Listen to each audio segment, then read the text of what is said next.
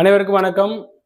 அரசு போக்குவரத்து கழகத்தினுடைய தேர்வுகளுக்கு நம்ம தொடர்ந்து வகுப்புகள் வழங்கிட்டு இருக்கோம். அந்த அடிப்படையில போன வகுப்பு பார்த்தீங்க அப்படின்னா, இந்த முதலுதவி சிகிச்சை அளிப்பது தொடர்பான ஒரு வகுப்புல 15 வகையான முதலுதவி பெட்டியில் இருக்கக்கூடிய திங்ஸ் பத்தி பார்த்திருந்தோம்.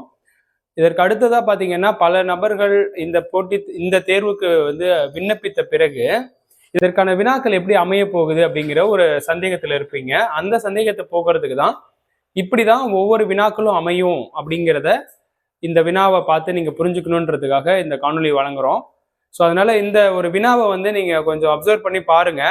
எப்படி இதை புரிஞ்சுக்கணும், இதற்கான பாடத்திட்டங்கள் நம்மளுடைய ஆன்லைன் வகுப்புகளை நடத்தி கொடுக்குறோம். அந்த ஆன்லைன் வகுப்புகள் வேணுன்றவங்களும் கீழே ஒரு தொடர்பு எண் போகும், அதுல நீங்க தொடர்பு கொண்டு கேட்டுக்கொள்ளலாம். ஸோ இப்போ முதல்ல பார்த்தீங்கன்னா, இப்போ அரசு போக்குவரத்து கழகத்துல எழுத்து தேர்வுக்கான வினாக்கள், இந்த வினா பார்த்தீங்கன்னா 51வது வினாவில இருந்து 70வது வினா வரைக்கும் இடம்பெறும். அப்படி வினாக்களா இடம்பெற இடத்துல இருந்து தான் நம்ம கேள்வி எடுத்திருக்கோம். ஏன்னா 51வது இடத்துல இருந்து 70வது கேள்வி வரைக்கும் போக்குவரத்து தொடர்பான வினாக்களா அமையும். முதலுதவி மற்றும் போக்குவரத்து வினாக்களா அமைஞ்சிரும். அப்ப அங்கிருந்து ஒரு வினா எப்படி வருதுன்னு பாருங்க. போக்குவரத்து காவலர் ஒருவர் சாலை விதிகளை மீறிய இருசக்கர வாகன ஓட்டி ஒருவருக்கு அபராதம் விதிக்கப்பட வேண்டுமெனில் கீழ்காணும் எந்த ஒன்றின் அடிப்படையில் காவலர் அந்த நபருக்கு அபராதம் விதிப்பார்? இப்போ யாரோ ஒருத்தர் பைக் ஓட்டிட்டு போறாரு. ஸோ அவரு ஹெல்மெட் போடலை, இல்லை ஓவர் ஸ்பீடா வராரு, இல்லை ட்ரிங்க் அண்ட் டிரைவ். இப்போ எதுக்காக அவர் மேல டேக்ஸ் போட்டாங்கன்னு கேள்வி இல்லை. ட்ரிங்க் அண்ட் டிரைவுக்கா, இல்லை ஹெல்மெட் போடலைன்னா, இல்லை ஓவர் ஸ்பீடுனா அப்படின்னு கேள்வி இல்லை. அவர் ஃபைன் பண்றாரு, எதுக்கோ ஒரு விஷயத்துக்காக ஃபைன் பண்றாரு. அப்படி ஃபைன் பண்ணும்போது அவங்க கவர்மெண்டோட எந்த ரெக்கார்டு மூலமா அவருக்கு ஃபைனை கிரியேட் பண்ணுவாங்க அப்படிங்கிறதா கேட்குறாங்க. அப்ப நீங்க இதோட ஆப்ஷனை படிச்சு பார்க்கணும். இப்போ ஓவர் ஃபாஸ்டா வந்திருந்தாரா, அதனால வேக கட்டுப்பாட்டு கருவி அதுல ஓவர் ஃபாஸ்ட்டை காட்டுச்சு, அதனாலதான் வரி விதிக்கிறாங்க. அப்ப அபராதத்தை அவங்க விதிக்கும் போது என்ன பண்றாங்க, இதை வச்சு விதிப்பாங்களான்னா கிடையாது. அது ஒரு மெஷர்மெண்ட் டூல் மட்டும்தான். அதுக்காக அதுக்காக அவங்க அபராதம் கட்ட முடியாது. அதுக்கப்புறம் வாகனத்தோட பதிவு எண், முதல்ல இது உங்களுக்கு நல்லாவே தெரியும். ஒருத்தர் வண்டியை நிப்பாட்டின உடனே காவலர்கள் என்ன பண்ணுவாங்கன்னா, அவங்களோட வாகனத்தோடைய பதிவு எண் பார்ப்பாங்க. ஓகே, டிஎன் நம்பர் என்ன, அப்புறம் இருக்கிற மீதி 4 நம்பர் என்ன அப்படின்னு பார்ப்பாங்க. அப்ப நோட் பண்றது நம்பரை. அப்ப 2வது ஆப்ஷன் உங்களுக்கு தெளிவா தெரியும், இது கண்டிப்பா இதுல இருந்து அபராதம் விதிப்பாங்கன்னு தெரியும். அடுத்தது பாருங்க, வண்டியினுடைய தோற்றம். ஸோ வண்டி பழைய காலத்து வண்டி அப்படி இப்படின்னு பார்த்துலாம் அபராதம் விதிக்க போறது இல்லை.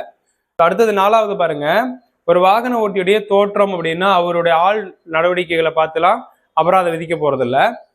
அதுக்கப்புறம் பார்த்தீங்கன்னா ஓட்டுநர் உரிமை எண், நம்மளோட லைசன்ஸ் வாங்குவாங்க. ஸோ முதல்ல என்ன சொன்னேன், அதாவது வாகன பதிவு எண் முதல்ல வந்த உடனே, வண்டி நிப்பாட்டின உடனே வண்டியோடைய டிஎன் நம்பர் பார்ப்பாங்க. அதுக்கப்புறம் உங்களோட லைசன்ஸை காட்டுங்க. ஸோ லைசன்ஸை பார்ப்பாங்க, அதுல உங்களுடைய நம்பர் இருக்கும், லைசன்ஸ் நம்பர்னு ஒன்று இருக்கும். இப்போ என்னதுல டிஎல் நம்பர்னு போட்டு 2014 அப்படின்னு போட்டு சம்திங் போட்டிருக்கு. இப்போ இந்த மாதிரி அந்த நம்பர் அடிப்படையில தான் உங்களுக்கு அபராதம் விதிப்பாங்க. ஓகேவா? அப்ப ஒரு காவலர் ஒருவர் மீது அபராதம் விதிக்க வேண்டும் என்றால் அவருடைய எந்த அடையாளத்தின் அடிப்படையில் அபராதம் விதிப்பார்? அதுதான் வினா, அதை புரிஞ்சுக்கணும் நீங்க. அப்ப எந்த அடையாளத்தின் மீது அபராதம் விதிக்கப்படுது அப்படின்னா, வாகன பதிவியின் அடிப்படையிலும் ஓட்டுநர் உரிமத்தின் அடிப்படையிலும் தான் அபராதம் விதிக்கப்படுகிறது. அப்ப 2வது பதிலும் 5வது பதிலும் சரியா இருக்கு. ஓகேங்களா? இப்ப உங்களுக்கு இதை வச்சு நீங்க ஆன்சர் பண்ண முடியாது. இப்படி ஒரு ஆன்சர் கொடுத்துருப்பாங்க, கீழேயே கொஸ்டின் பேப்பர்ல இப்படி ஒரு ஆன்சர் கொடுத்துருப்பாங்க. அப்ப என்ன பண்ணணும்னு பாத்தீங்கன்னா, 1, 2 சரின்னு ஏ ஆப்ஷன்ல இருக்கு.